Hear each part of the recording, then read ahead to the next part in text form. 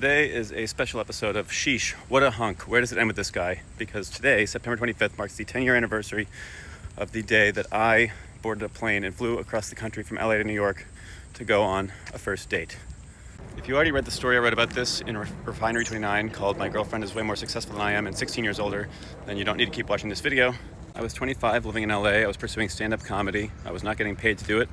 I was doing bringer shows at the Comedy Store and other places. I think I did well enough that people who knew me didn't think I was delusional for pursuing it, but also that's a tough mountain to climb.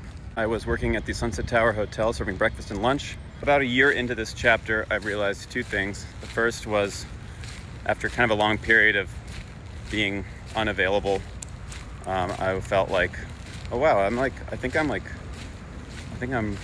could be ready. I think I'm open again. And the second realization came after I had some weird, bizarre, confusing, like kind of almost thing with a customer that, like, in the post-mortem, like what the hell happened autopsy, I was like, oh, I think I like missed whatever signal that like romance was on the table here, you know? No regrets. It definitely wasn't the right thing, but I just realized like, oh, this is an interactive exhibit. Then this VIP guest came and stayed, Laura Brown. She was the executive editor of Harper's Bazaar, and everyone loved Laura Brown. I hadn't met her yet. And I was like, I gotta see what this is all about, because I need to be liked desperately. So I waited on her, served her lunch, and I was just like, yeah, I get it. Like, every time I'm approached the table, I feel like light and warm. As a waiter, you have your straight script, but then there's little opportunities to improv and slip little quips in.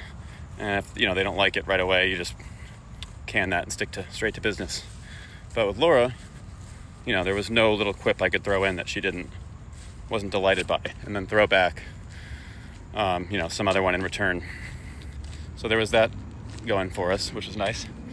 And then she left, and then a month later she came back. I was like, oh, Miss Brown's staying here again. Like, I remember her. I like when she's here.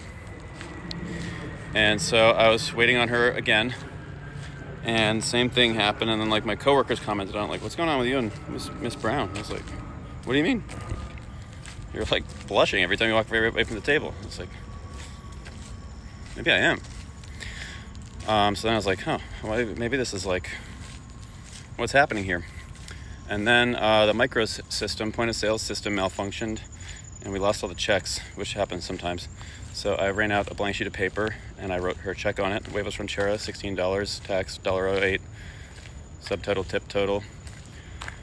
Name, room number, and then under that, my hand just did this. Like, I didn't think about it. I just did it. My hand did it. I couldn't believe it. I just wrote another line, and I wrote phone number next to it. And I gave her the check, and I was like, here you go. And she's like, oh, thanks. I was like, no, like, look at it. And she looked at it. And then she wrote her number down. And then I had her number. And then I was like, oh, God, what do I do? So then I got scared, because like, this is a fireable offense, and she's so jolly. She'd be like, oh, guess what? Guess what you want to your wife did. So I got scared. I didn't know what to do. It's been a long shift. I went home and like chickened out. And then the next morning I got there early for the early setup shift. And my friend Danny on room service was like, hey, Miss Brown ordered breakfast. Do you want to bring it up? And I was like, hell yeah. So I brought her tray up to her room and like knocked on the door. I was like, good morning. She was like, oh my God, get out. This is all wrong. Drop it on the floor. And sorry, I know this is a lot, so early in the morning. Yeah, like 7, And so I went back down. Danny was like, how'd it go? I was like, she kind of freaked out. He's like, oh, well, that's good way. That means she cares what you think. And then that's my Mexican accent. Don't you love it? Claro que sí, por supuesto. El güero está hablando con los clientes. And later she came down after she'd been all like made up and stuff. And she's like, where's Brandon? I need to, she needed, as she says, to order a pointless juice. She needed to show what the real thing was, not the early morning wake up version. I was very like bashful and sheepish about my A, chickening out, and then B, like assault. And then as she was leaving, grabbed my arm and said, text me tonight. I leave tomorrow. I dare you. Okay. But that night I had a college friend, Gabby, who was an MTV reporter visiting for the VMAs. So my friend Nick and I went out to dinner with Gabby, catching up on old times. And Gabby was like, do you have any Like any romance or anything happening? And I was like, well, I did get this lady's number. She's like, what do you mean lady? I was like, well, she's 41. I was like, oh, okay. It's like, she works in fashion at Harper's Bazaar. And Gabby was like, is it Laura Brown? I was like, yes, you know her? She's like, yeah, she's like my favorite person in fashion. Gabby was like, you have Laura Brown's number, and she leaves tomorrow, and you're here at dinner with me and Nick. I was like, well, yeah, we've made. She's like, oh my god. So we sort of like team texted her, and I said something like, you just know I have a long history of backing down from dares, so sending this message takes a whole lot of pluck. And Laura was like, this 25-year-old guy saying pluck.